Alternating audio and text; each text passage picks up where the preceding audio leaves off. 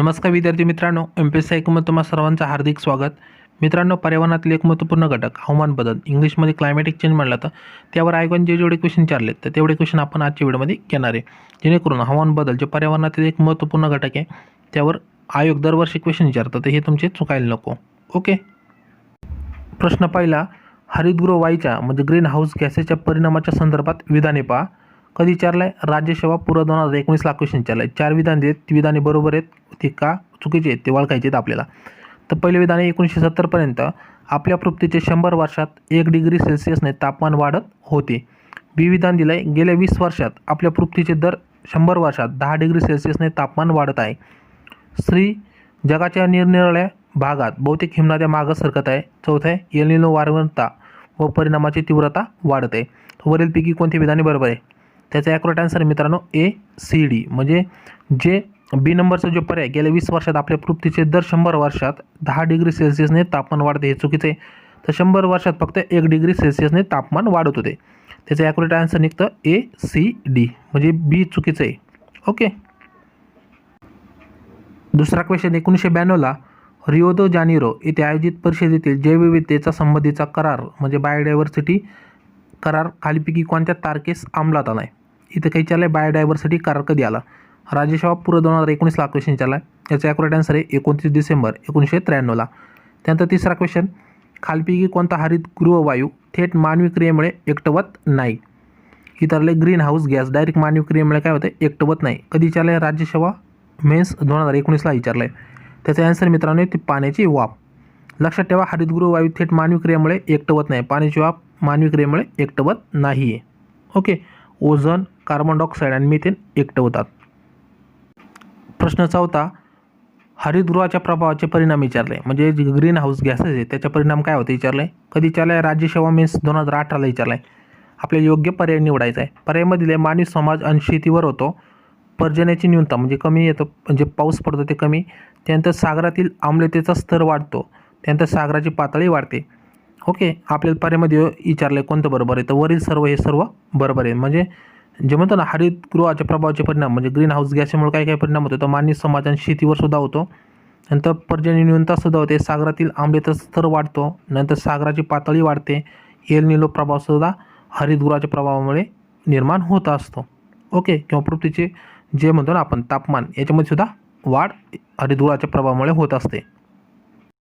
पुढचा क्वेश्चन, खालीपैकी कोणता वायू ओझोन स्तराच्या क्षयास म्हणजे डिप्लिशन ऑफ ओझोन कारणीभूत ठरतो? राज्यसेवा मेन्स 2018ला हा क्वेश्चन विचारला आहे.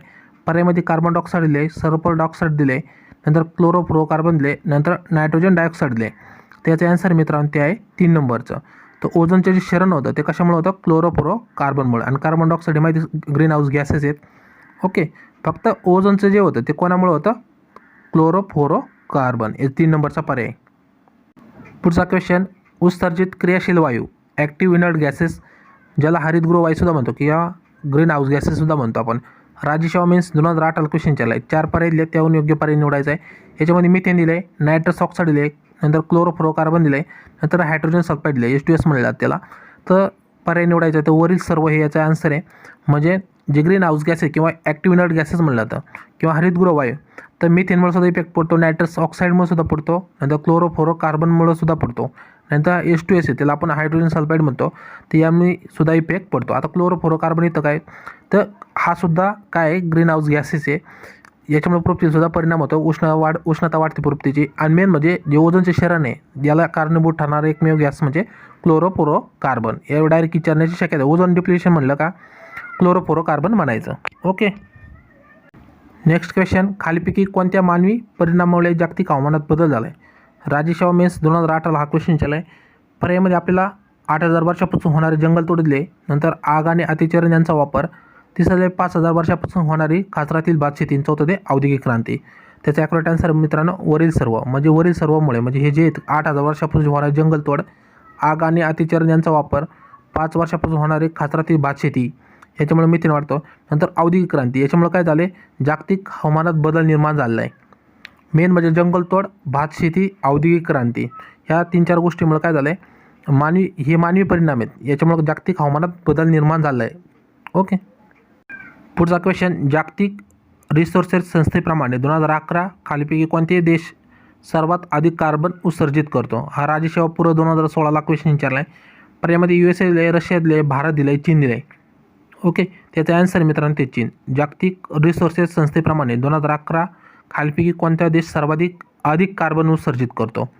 ओके, तर चीन सर्वाधिक उत्सर्जित करतो. पुढचा क्वेश्चन, महाराष्ट्राचे पहिले electronic waste unit eco recycling limited सुरू झाले त्याबाबत काय खरे नाही विचारले. राज्यसेवा मेन्स 2015ला हा क्वेश्चन विचारला आहे. पर्यायामध्ये दिले ते अंधेरी येथे मुंबई स्थित आहे.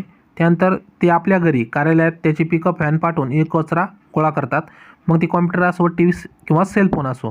त्यानंतर तिचं ते गोळा व्हायला आपल्याला फक्त www.electricwastnit.com वर कळायला हवे. त्यानंतर एक कचरा सरते शेवटी बेल्जियम धातू काढण्यावस्था पाठवले जाते. ओके, आता आपल्याला विचारले काय त्याबाबत काही खरे नाही.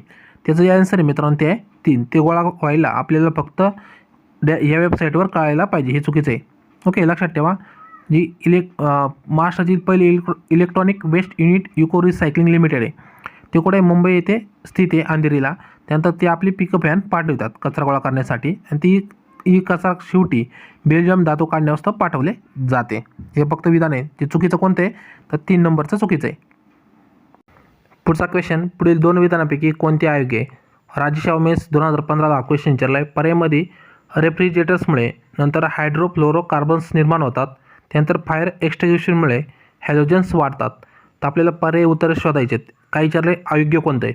त्याचं 4 नंबरचा एकही काय आहे? अयोग्य नाही. म्हणजे दोन्ही ही विधाने काय आहेत? बरोबर आहेत. पुढचा क्वेश्चन, पुढील 2 विधानापैकी कोणते योग्य आहे? इथं काय विचारले आपल्याला? योग्य विचारलं आहे. राज्यसेवा मेन्स 2015ला क्वेश्चन विचारला आहे. पर्याय बघू आता. जागतिक सरासरी तापमान वाढ औद्योगिकरणापूर्वी संदर्भात 2 डिग्री मर्यादेपर्यंत ठेवण्यास ग्रीनहाऊस गॅसेसचा म्हणजे 2050पर्यंत 2010च्या तुलनेत 30% कमी करणे अपेक्षित आहे. त्यानंतर दिले ओझोन हा प्राणवायूचा 3 अणुरेणू आहे. जर 2 विधाने जर वाचली योग्य त्यापैकी आपले योग्य विचारले तर पहिलं विधान सरळ चुकीचं आहे असं काही नाही. पण बघा, ओझोन हा प्राणवायूचा 3रा अणुरेणू आहे. प्राणवायू तुम्हाला माहिती ऑक्सिजनला म्हणलं जातं आणि ओझोनचं O3 म्हणलं जातं. हा 3रा काय आहे? अणुरेणू आहे. म्हणजे याच्यातलं कोणतं पर्याय निघतो बरोबर? तर केवळ 2. तर लक्षात ठेवा, ओझोन हा प्राणवायूचा 3रा अणुरेणू आहे. हे पहिले तर सरासरी चुकी आहे असं काही नाही आहे. ओके, पुढचा क्वेश्चन आपल्याला जोड्या लावायला विचारला आहे. कधी विचारला आहे? राज्यसेवा पूर्व 2015ला. एका साईडला पर्यावरणासंबंधी कायदे दिलेत, दुसऱ्या साईडला कोणत्या वर्षी अंमलात आले असं विचारलं आहे. पर्यायामध्ये एक साईडला पर्यावरण संरक्षण ॲक्ट, दुसरं पर्यावरण स्नेही कुपनट्या योजना, तिसरंले जैव औषधी कचऱ्याचे संबंधी कायदे आणि नगरपालिका घनकचरा नियोजन कायदे. त्याच्यातलं तुम्हाला पहिलं जर माहीत असेल पर्यावरण संरक्षण ॲक्ट हा 1986 झाला म्हणजे 3 लाईन. त्यानंतर पर्यावरण स्नेही कुंपटी योजना ही कदाचित माहीत असेल ही 1991ला झाली. त्यानंतर जैव औषधी कचऱ्याचे संबंधी कायदे ते आहे 4 नंबरचं. नंतर नगरपालिका घनकचरा नियोजन कायदे कधी आहे? 2000मध्ये आले. ओके, म्हणजे याचं जे आन्सर आहे ते आहे 4 नंबरचं. पुढचा क्वेश्चन, हरित रसायनशास्त्र म्हणजे काय? राज्यसेवा मेन्स 2019ला क्वेश्चन विचारला आहे. पर्यायामध्ये काय विचारले? पहिलं, हरितगृह वायूमुळे दररोज वापरातील रसायने तयार करणे. दुसरं म्हणजे रासायनिक अभिक्रिया हिरव्या वनस्पतीपासून तयार करणे. तिसरं जैविक घटकापासून अभिक्रिया बनवणे किंवा तयार करणे. चौथं आहे बिनविषारी द्रव्ये आणि द्राव्ये वापरून पर्यावरणपूरक उत्पादने तयार करणे. या ठिकाणी लक्षात घ्या, हरित रसायनशास्त्र 2 शब्द या ठिकाणी वापरलेत. एक म्हणजे हरित, दुसरं म्हणजे रसायनशास्त्र. म्हणजे पर्यावरणाला पूरक असं रसायनशास्त्र निर्माण करणे. याच्यामध्ये सरळ अर्थ निघतो की बिनविषारी द्रव्ये आणि द्राव्ये वापरून पर्यावरणपूरक उत्पादने तयार करणे. ओके, म्हणजे याचा आन्सर आहे 4. पुढचा क्वेश्चन, जागतिक स्तरावर वातावरणामध्ये 100 वर्षापूर्वी कार्बन डायऑक्साईडचे म्हणजे CO2चे प्रमाण होते. डॅश होते विचारलं आहे. राज्यसेवा मेन्स 2014ला हा क्वेश्चन विचारला आहे. पर्यायामध्ये 275 दशलक्ष प्रतिभाग, दुसरं 450 दशलक्ष प्रतिभाग, तिसरं 350 दशलक्ष प्रतिभाग, चौथं 150 दशलक्ष प्रतिभाग. ह्याचं जे ॲक्युरेट आन्सर आहे मित्रांनो ते आहे पहिलं 275 दशलक्ष प्रतिभाग. लक्षात घ्या, जागतिक स्तरावर वातावरणामध्ये 100 वर्षापूर्वी कार्बन डायऑक्साईडचे प्रमाण डॅश होते विचारलं तर 275 दशलक्ष प्रतिभाग. पुढचा क्वेश्चन, कार्बन ग्रामन म्हणजे डॅशमध्ये कार्बनचे प्रमाण वाढवणे. राज्यसेवा मेन्स 2014ला हा क्वेश्चन विचारला आहे. पर्यायामध्ये हिरवळ दिले, दुसरं मृदा दिले, तिसरे मृदा व हिरवळ, चौथे मृदा हिरवळ व वातावरण. त्याचं ॲक्युरेट आन्सर मित्रांनो ते आहे 3 नंबरचं. तर कार्बन ग्रामन म्हणजे मृदा व हिरवळमध्ये कार्बनचे प्रमाण वाढवणे. कधी विचार आहे? राज्यसेवा मेन्स 2014ला हा क्वेश्चन विचारला आहे. याचं उत्तर आहे 3 नंबर. पुढचा क्वेश्चन, कोणत्या वायूमुळे मुख्यतः ओझोन थराचा ऱ्हास होतो? राज्यसेवा पूर्व 2014ला हा क्वेश्चन विचारला आहे. पर्यायामध्ये carbon dioxide, nitrogen dioxide, methane आणि नंतर क्लोरोफ्लोरो कार्बन. हा क्वेश्चन बऱ्याच वेळा रिपीट झालेला आहे. तर याचा आन्सर मित्रांनो ते क्लोरोफ्लोरो कार्बनमुळे. तो ओझोनला थराचा जो ऱ्हास होतो तो क्लोरोफ्लोरो कार्बनमुळे होतो आणि चारही मिळून ग्रीन हाऊस इफेक्ट करतात. ओके. पुढचा क्वेश्चन, जागतिक तापमान वाढ आणि हवामान बदल यामुळे कमी अक्षांश भागामध्ये पर्जन्यमानात डॅश डॅश वाढ होऊ शकेल असं विचारलं आहे. राज्यसेवा मेन्स 2014 हा क्वेश्चन विचारला आहे. त्याचे आन्सर मित्रांनो 5 ते 10% पर्जन्यमानात वाढ होऊ शकेल असं सांगितलं. जे जागतिक तापमान वाढ आहे, हवामान बदल यामुळे तुम्ही पाहिलं असं महापूर येणे किंवा काही ठिकाणी दुष्काळ पडणे सर्व गोष्टी घडत असतात. त्यापैकी एक म्हणजे जे कमी अक्षांश भाग आहे त्यामध्ये 5 ते 10% मध्ये काय होते, पर्जन्यमानात वाढ होऊ शकेल असा अंदाज वर्तवला जात होता. पुढचा क्वेश्चन, खालील कोणते विधाने अयोग्य आहेत म्हणजे चुकीचं कोणतं विचारलं आहे? राज्यसेवा मेन्स 2013ला क्वेश्चन विचारला आहे. पहिलं पर्याय बघा, पश्चिम व दक्षिण भागात सगळ्यात उष्ण महिना एप्रिल, तर उत्तर भागामध्ये मे हा महिना सर्वात उष्ण समजला जातो. त्यानंतर दुसरीतले रेड डेटा बुक अस्तित्व धोक्यात आलेल्या वनस्पतीबाबत माहिती देते. तिसरीतले बॉटॅनिकल सर्वे ऑफ इंडिया, नंतर झुलॉजिकल सर्वे ऑफ इंडिया व नंतर भूवर्ग सर्वे ऑफ इंडिया मुख्यालय कलकत्ता या ठिकाणी आहे. चौथे वरील एकही नाही. तर आपल्याला यापैकी चुकीचं ओळखायला सांगितले. तर वरील एकही चुकीचं नाही म्हणजे सर्व विधाने काय आहेत, बरोबर आहेत. म्हणजे लक्षात ठेवा, पश्चिम व दक्षिण भागात सगळ्यात उष्ण महिना एप्रिल असतो आणि उत्तर भागामध्ये मे हा सर्वात उष्ण महिना असतो. नंतर रेड डेटा बुक अस्तित्वात धोक्यात असलेल्या वनस्पतीबाबत माहिती देते. त्यानंतर तिसरं म्हणजे botanical survey of India, zoological survey of India, नंतर भूवर्ग सर्वे ऑफ इंडिया याचे मुख्यालय कुठे, कलकत्ता या ठिकाणी आहे. म्हणजे तिन्ही विधाने काय आहेत, वर्षे बरोबर आहे. त्यापैकी कोणतं चुकीचं नाही आहे.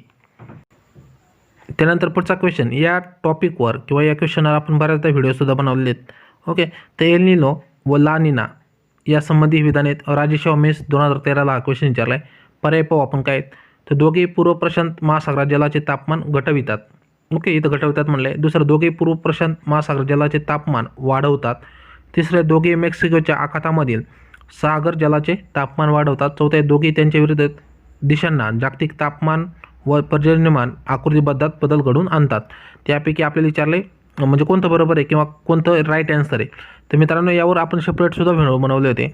लक्षात ठेवा, याचं जे आन्सर आहे ते दोघे त्यांच्या विरुद्ध दिशांना जागतिक तापमान पर्जन्यमान आकृतीबंधात बदल घडवून आणतात. ओके, दोन्ही दिशांना त्याचा इफेक्ट पडतो. तुम्ही म्हणता दुसरं पण बरोबर आहे, कारण दोघे पूर्व प्रशांत महासागर जलाचे तापमान वाढवतात. फक्त जलाचे तापमान न वाढवता 3 ते 4 डिग्री तापमान वाढतं, पण ते विरुद्ध दिशेने जे पर्जन्यमान पडतं त्यांना सुद्धा काय करतात, बदल घडवून आणतात. म्हणजे याचं जे आन्सर आहे ॲक्युरेट ते आहे 4 नंबरचं. तर अल निनो व ला निना, एल निनो सुद्धा म्हणलं जातं व अल निनो सुद्धा म्हणलं जातं. हे लक्षात घ्या. व ला निना हे काय करतात, दोघेही त्यांच्या विरुद्ध दिशात तापमान वाढवतात व पर्जन्यमान आकृतीत बदल घडवून आणतात. फक्त तापमान वाढवतात एवढंच नाही आहे. एल निनो हा तापमान वाढवतो आणि ला निना तापमान घटवतो. ओके, हे पण लक्षात पाहिजे तुम्हाला. पुढचा क्वेश्चन, खालीलपैकी कोणता हरितगृह वायू नाही आहे? आपल्या इथे विचारलं आहे ग्रीन हाऊस गॅस हा नाही आहे. राज्यसेवा मेन्स 2013ला हा क्वेश्चन विचारला आहे. पर्यायामध्ये कार्बन डायऑक्साईड लिहिले, दुसरं क्लोरोफ्लोरोकार्बन लिहिले, तिसरं हायड्रोजन लिहिले, वरील एकही नाही असं विचारलं आहे. तर 20 नंबरचं बघा क्वेश्चन आहे. याच्यामध्ये वरील एकही असं होणार तर नाही आहे. ह्याच्यामध्ये कार्बन डायऑक्साईड, क्लोरोफ्लोरोकार्बन, H2S नंतर SO2 म्हणलं जातं. ते सर्व काय आहेत, ग्रीन हाऊस गॅसेस आहेत. त्याच्यापैकी म्हणजे क्लोरोफ्लोरोकार्बन हा ओझोन डिप्लिटेशनला म्हणजे आपण जेव्हा आपण ओझोनचे शरण म्हणतो त्याला सुद्धा कारणीभूत ठरतो. पण या प्रश्नात जे उत्तर आहे हरितगृह वायू नाही ते हायड्रोजन हे आहे. तर लक्षात ठेवा, खालीलपैकी कोणता हरितगृह वायू नाही तर हायड्रोजन हा नाही आहे. पुढचा क्वेश्चन, ओझोनचा पट्टा अवकाशयानात नितांत आवश्यक आहे. ओझोनमुळे सूर्याची अल्ट्राव्हायलेट किरणे व इन्फ्रारेड किरणे पृथ्वीवर सरळ पोहोचू शकत नाही. तर अवकाशातील ओझोनबाबत काय खरं नाही म्हणजे चुकीचं काय असं विचारलं आहे. राज्यसेवा मेन्स 2013ला क्वेश्चन विचारला आहे. तर आपण विधाने पाहू. ओझोन हा स्ट्रेटोस्फिअर या अवकाशातील 4 पट्ट्यापैकी एकात राहतो. दुसरं म्हणजे स्ट्रेटोस्फिअर जमिनीपासून 20 ते 50 किलोमीटरच्या पट्ट्यात असतो. तिसरे, स्ट्रेटोस्फिअरमधून उडणाऱ्या विमानामुळे सल्फर डायऑक्साईडचे निर्माण होऊन ओझोनचे प्रमाण कमी होते. चौथे, अल्ट्राव्हायलेट किरणामुळे त्वचेचा कॅन्सर, मांसात तसे मासे व भाज्या खराब होतात. तुम्ही जर ओझोनबद्दल माहिती असेल तुम्हाला, ओके, याला इम्पॅक्ट कशामुळे पडत असतो, क्लोरोफ्लोरोकार्बनमुळे पडत असतो. हे पण लक्षात ठेवा. नंतर ओझोन हा कुठं असतो, स्ट्रेटोस्फिअरमध्ये असतो. 4 पट्ट्यापैकी एक आहे. त्यानंतर याचे 20 ते 50 किलोमीटरच्या दरम्यानच आहे. त्यानंतर या ठिकाणी सल्फर डायऑक्साईड दिले. सल्फर डायऑक्साईडमुळे नाही, ते green house gases sulphur dioxide, SO2 झालं, H2S झालं, CO2 झालं, हे काय ग्रीन हाऊस गॅसेस आहेत. म्हणजे हे तिसरं चुकीचं आहे. चौथं दिलं अल्ट्राव्हायलेट किरणामुळे त्वचेचा कॅन्सर होतो, हे पण बरोबर आहे. तर ओझोन नसेल तर डायरेक्ट किरणे पृथ्वीवर पोचतात, त्याच्यामुळे काय होतं त्वचेचा कॅन्सर होऊ शकतं. मासे व जे भाज्या आहेत ते खराब होतात. म्हणजे याचं आन्सर जे आपली इथं काही विचारलं आहे चुकीचं विचारलं आहे, त्याच्यामुळे तिसरं चुकीचं आहे. कारण SO2 दिले, इथं क्लोरोफ्लोरोकार्बन असतं. ओके, शीतपेटी असतात किंवा आपण रेफ्रिजरेटर म्हणतो, त्यामधून जे क्लोरोफ्लोरोकार्बन निघतं याच्यामुळं ओझोनला इम्पॅक्ट पडतो. त्यानंतर इंडस्ट्रियल वेस्ट आहे क्लोरोफ्लोरोकार्बन, जे क्लोरीन असन आणि कार्बन असन, जे हॅलोजन्स म्हणलं जातं, तर यांच्यातून याचा जो इम्पॅक्ट आहे तो ओझोनला होत राहतो. ओके, म्हणजे जे तिसरं SO2 हे चुकीचं आहे. SO2 कशामध्ये येतं? ग्रीन हाऊस गॅसेसमध्ये येतं. ओके, हे चुकीचं आहे. पुढचा क्वेश्चन, शास्त्रज्ञाने दिलेले वातावरण बदलाचे काही सिद्धांत खालीप्रमाणे आहेत. राज्यसेवा पूर्व 2013ला हा क्वेश्चन विचारला आहे. इथं काय दिले? शास्त्रज्ञ आणि वातावरण सिद्धांत, जे वातावरण बदलाचे जे काही सिद्धांत आहेत त्याच्याशी संबंधित आहे. पहिलेले सर जॉर्ज सिम्पसन सिद्धांत, दुसरे सौर डागाच्या चक्रावर आधारित सिद्धांत, तिसरे खगोलशास्त्र विषयक सिद्धांत, चौथले वातावरणातील वायू जे निवडक प्रकाशाचे किरण शोषून घेतात त्यांच्या बदलत्या प्रमाणावरचा सिद्धांत, वातावरण बदलाच्या कोणत्या सिद्धांतानुसार 5 मूलभूत परिणाम ग्राह्य धरून त्यावर आधारित बर्फाळ प्रदेशातील बर्फाचे प्रसरण आणि आकुंचन गणितीय मॉडेल दिले गेले. त्यापैकी आपले विचारले काही शास्त्रज्ञांनी दिले वातावरणाच्या बदलाचे सिद्धांत खालीलप्रमाणे कोणते? ओके, याचं जे आन्सर मित्रांनो ते आहे 3 नंबरचं. ओके, खगोलशास्त्रविषयक सिद्धांत आहे ते याच्याशी संबंधित आहे. पुढचा क्वेश्चन, जर जागतिक तापमान 2 डिग्रीने वाढले तर पृथ्वीवर खालीलपैकी कोणते परिणाम होण्याची शक्यता आहे? राज्यसेवा पूर्व 2013ला हा क्वेश्चन विचारला आहे. लक्षात घ्या, जागतिक तापमान 2 डिग्रीने वाढले तर कोणते परिणाम होतील असं विचारलं आहे. वार्षिक पुढील कीटकामुळे होणारे आजार जसे मलेरिया, त्यानंतर शेती विभागात बदल, चौथा आहे प्राणी आणि वनस्पतीच्या बऱ्याच प्रजाती नष्ट होतील. याचं उत्तर सर्वांना येणार आहे. तर पहिले अ, ब, क आणि ड म्हणजे सर्वचे वार्षिक पूर येणार आहे, पाऊस पडला तर मलेरियाचा प्रकोप होणार आहे, शेती विभागात बदल होणार आहे, त्यानंतर प्राणी आणि वनस्पतीच्या बऱ्याच प्रजाती नष्ट होतील. सेकंड लास्ट क्वेश्चन आहे, भारतात सर्वात जास्त इलेक्ट्रॉनिक कचरा म्हणजे ई वेस्ट डायजस्ट येथे निर्माण होतो. राज्यसेवा पूर्व 2013ला हा क्वेश्चन विचारला आहे. पर्यामध्ये बंगलोर दिले, हैदराबाद दिले, तिसरं मुंबई, चौथा आहे पुणे. तर सर्वात जास्त इलेक्ट्रॉनिक कचरा डायजस्ट येथे निर्माण होतो, त्याचा आन्सर मित्रांनो ते आहे 3 नंबरचं, मुंबई या ठिकाणी निर्माण होतो. पुढचा क्वेश्चन, हा क्वेश्चन रिपीट झाला आहे. महाराष्ट्रातील पहिले अधिकृत इलेक्ट्रॉनिक कचरा म्हणजे ई वेस्ट गोळा करण्याचे केंद्र डायजस्ट येथे सुरू झालेत. राज्यसेवा मेस 2013ला हा क्वेश्चन विचारला आहे. पर्यायामध्ये गोरेगाव दिले, बोरिवली दिले, तिसरं अंधेरी दिले, चौथे सांताक्रूज. त्याचे आन्सर मित्रांनो ते आहे अंधेरी येथे काय इलेक्ट्रॉनिक गोळा करण्याचे केंद्रसुद्धा आहे. पुन्हा एकदा काय, महाराष्ट्रातील पहिले अधिकृत इलेक्ट्रॉनिक कचरा गोळा करण्याचे केंद्र कोणत्या ठिकाणी? तर अंधेरी, मुंबई या ठिकाणी आहे. तर मित्रांनो अशा प्रकारे जे आपण क्लायमॅटिक चेंजवर जेवढे क्वेश्चन आयोगाने विचारले ते क्वेश्चन घेतलेत. तर मित्रांनो तुम्हाला आजचा व्हिडिओ कसा वाटला कमेंट करून सांगा. व्हिडिओ आवडला तर व्हिडिओ लाईक करा, चॅनल अजून काही सबस्क्राईब केलं नसेल तर नक्की सबस्क्राईब करा. ओके.